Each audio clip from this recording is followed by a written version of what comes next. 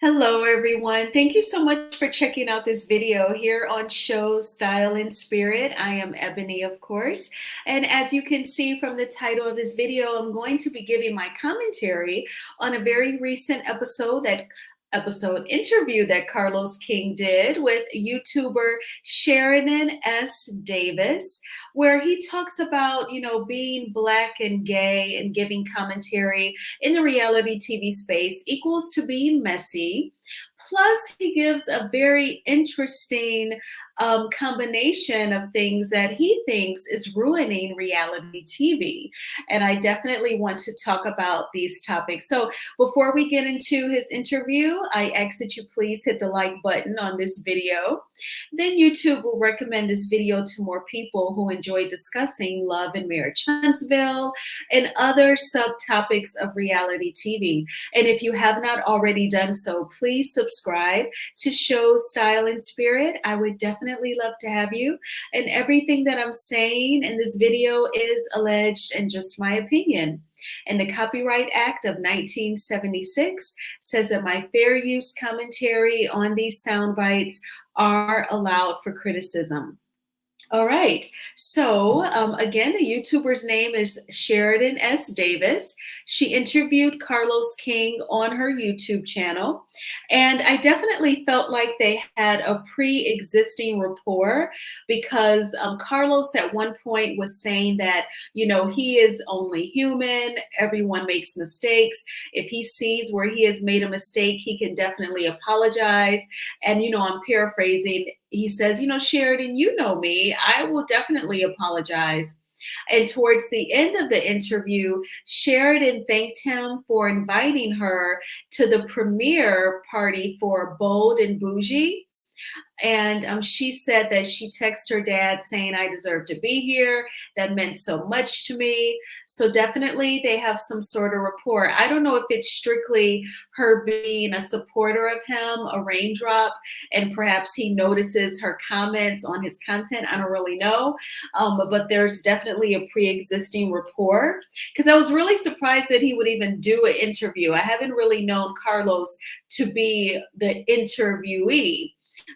So I was like, wow, but I am convinced that they kind of know each other. But in any event, let's get into him talking about him being, a Black gay male, and when he gives his commentary, within the entertainment business, TV shows, reality TV, just to localize it more and more, he says that he gets labeled messy, but not white gay men who do the exact same thing. I'm sorry because I be watching. Is that you weren't really being called messy until season 9 reunion of Real Housewives of Atlanta.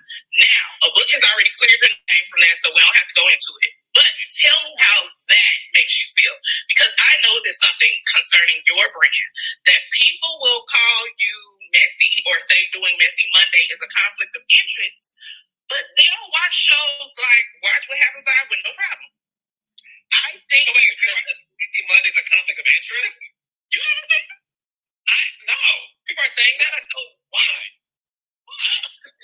They think you reviewing your shows, which I don't think they're watching. Oh, so wait a second.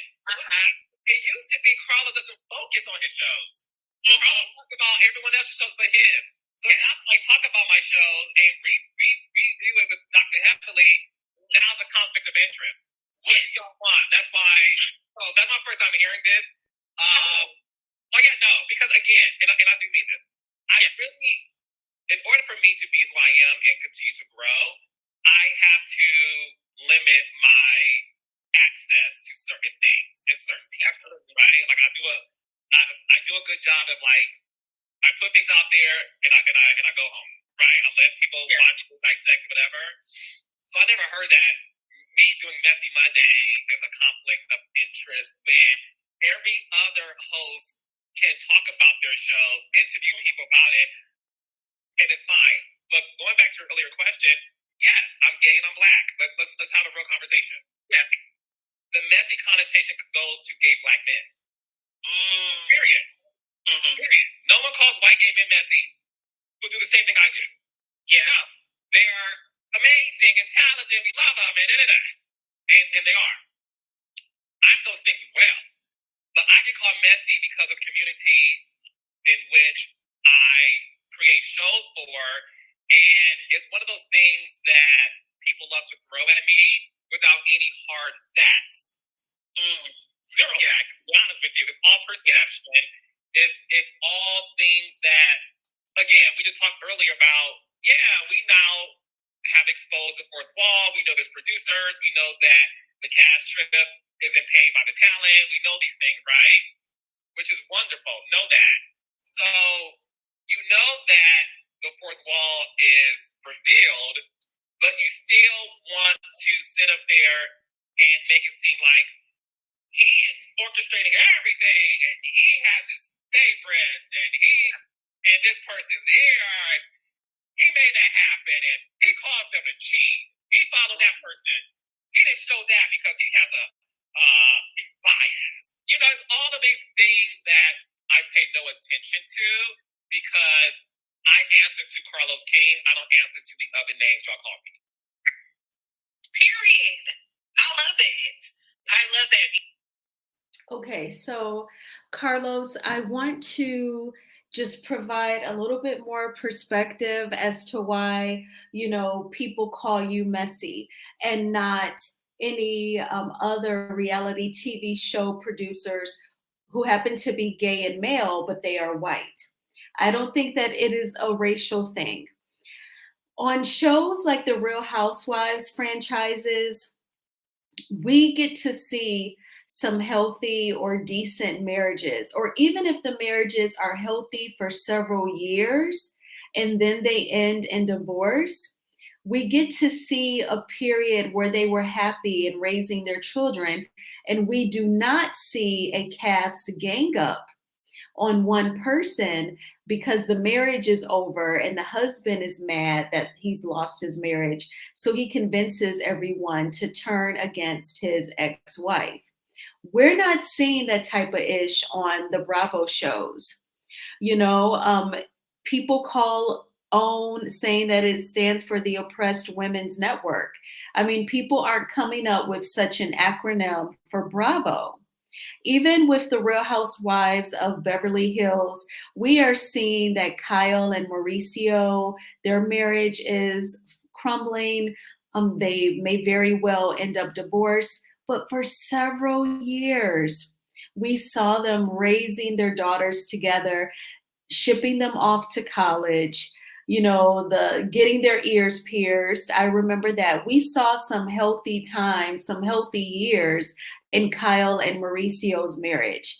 We see a healthy Black family with Candy and Todd Tucker on the Real Housewives of Atlanta. I know that Candy is no longer on the show, but for 14 consecutive seasons, we saw her, and half that amount of time, we saw her with Todd. So they met during the South Africa trip of season 4. Then we started seeing him filming with Candy season 5 through season 15. So we see positive romantic relationships on other reality TV shows, and we do not see the excessive, grotesque, obvious gang up on one person on other shows. That is why people say things like, you are messy, you have favorites, you're in such and such's ear. That is why. But and I just again, I just want to say, because everything isn't going to be racial, because I feel like when we do that, it really harms our community. It does not really help us elevate when we make everything racial. Like if you're on Instagram and you follow the big blogs like the Shade Room, the Neighborhood Talk, TMZ, when there are stories posted about, parents being abusive, or someone unaliving their ex-girlfriend or ex-wife, you'll see some people leaving comments like, why do they keep posting these stories making Black people look bad? Like, it's not about, they're blanketing all of us and the black race looks bad. They are posting stories about violence because someone is mad that their ex broke up with them and moved on, or they have mental illness and it has gone unchecked, or they're abusing kids and they happen to be black. Because if you make everything about race, then the community will never get better, will never address these issues. So these were the thoughts that I had when Carlos was saying that, nobody has a problem with the producers in the reality TV space who are gay, male, and white. But he is convinced that it's because he is black. And then Sheridan even said, absolutely, even with the lady Mona Scott Young, who created the Love and Hip Hop franchise.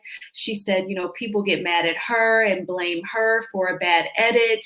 And he said, oh, yeah, like people say that I have the power to make people say things and make people do things that they forget about. And, they'll blame it on editing, which, and again, I don't think that has to do anything with you being black. That is some reality TV stars who will blame a really ugly storyline that did not show them as such a kind person.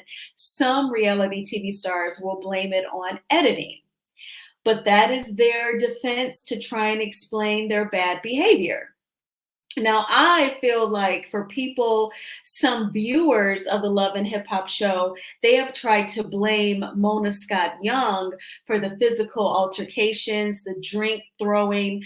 And again, I don't think that that's about race. I think that that is more so people make the choice to star on reality TV shows, and then they make the choice to resort to being physical when they become mad at someone. So you can't even blame Mona Scott Young for that either. But I just wanted to point out that, everything is not going to be about race. But let's move on to, Sheridan. She's going to ask a very good question. I thought it was a very good question, and he's going to answer. And I cannot help but wonder if Carlos is speaking subliminally. Of the fourth wall is ruining reality television because we know when the trips are, we know the producers, we know the ADs. Like, is it ruining the genre in your opinion? That's a really good question. I think a little bit of it, yes. I think what's really ruining it is two things. I think what's ruining reality TV now is the reality star who plays up for social media audience. Right? I think that's part of it. I also think some audience members take it way too far in the online bullying of other cast members. Listen, have an opinion. We're all here for that, right? Read me for filth, fine. But when you run the gamut of going down the road where it's so disgusting, some of the things people say about the stars who are just being themselves on camera. You don't have to like them, right? This is them being themselves. So I think a little bit of that is, I think people knowing that, okay, we know that production pays for the trip. I think that's fine. That's fine to know that. I wouldn't say that ruins it. I think it makes it much more like, okay, we get it, fine, let's move on. But I definitely think if I had to place reasons, some reality stars, again, placating to the audience. And comes authentic. Yeah. Absolutely. We are missing some shows, not all, the real and the reality. Now, I saw. Okay, so just to give some background, so Sheridan, she asked Carlos King, do you think that the breaking of the fourth wall, meaning when you're watching a reality TV show, sometimes the reality TV star may just no longer talk around the parameters of it being a TV show, they will acknowledge the fact that they are filming a show. One time we saw it was during the Galentine's event, and Tisha was yelling at Melody, saying like, you knew he was cheating and then you got pregnant and had another baby. And when in the midst of that yelling, she was saying to Melody, I was talking to Carlos. Like that was like a breaking down of the fourth wall because Carlos is like a producer. He's not a cast member of the show. And she was just saying legit what it was, like referring back to, I believe it would have been the previous season's reunion. But the young lady Sheridan was saying, I feel like us viewers of reality TV, we know too much. Information gets leaked on social media. We find out when the cast are on cast trips. We find out where they're going on cast trips before the season even airs. Now we're starting to learn some of the producers on these reality TV shows. We learn their names. We follow them on social media. And then next thing you know, when people get mad during an episode, they say that the showrunner needs to be fired. And so then Carlos started talking about he feels like what's ruining the show is when some reality TV stars plays up to the viewers on social media and when some of the viewers take it too far. I want to quickly remind you all of something. Do you remember this episode? Let me briefly take down my fair use commentary banner. This episode was called Love and Marriage Huntsville Social Mania. Do you remember this? It starred Dr. Heavenly, DJ Richie Sky, and Funky Dineva. They are all bloggers. Dr. Heavenly is a blogger too because she's had her YouTube channel for several years now. You've heard me talk about when this country was completely shut down during Carnival 19. Dr. Heavenly was one of the few reality TV stars who would faithfully go live every single day. It would be her and Nene Leakes. They will go live every single day. And she would cover Love and Marriage Huntsville. She's interviewed Melody. We know she's interviewed Martell. That's why they asked her to give her opinion on the presence of the show on social media. And Funky Dineva was a part of it, as well as DJ Richie Scott. The reason why I'm bringing up this social mania episode is because if Carlos King feels like reality TV stars playing up to the viewers on social media and playing up to the storylines that may be triggering to them or they feel disrespected and they express themselves online, if he finds that to be such a problem, why would he dedicate an entire episode? You figure 41 minutes once you back out the commercials to the social mania of Love and Marriage Huntsville. Someone make it make sense. I only know 1 + 1 = 2. I don't know 1 + 1 = 4. The math definitely is not mathing. But I totally thought of this social mania episode as soon as I heard Carlos King say that. So I definitely took a screenshot of it on YouTube. You can watch it on OWN's YouTube channel for free. And that is where they were celebrating how much of a strong presence that the viewers give Love and Marriage Huntsville on social media. Now, of course, I cannot prove if Carlos King was talking about a particular reality TV star and her fans. Of course, I cannot prove that. But to me, it sounded like he was definitely, a little annoyed, possibly, with Melody and us fans, us millimeters. Now, of course, several of us content creators have said several different times, we're not all the same. Everyone is different, and not all millimeters are doing some of the same things. And not all of us have called any retailers about a business. Not all of us have gone to any businesses with malicious intents or anything like that.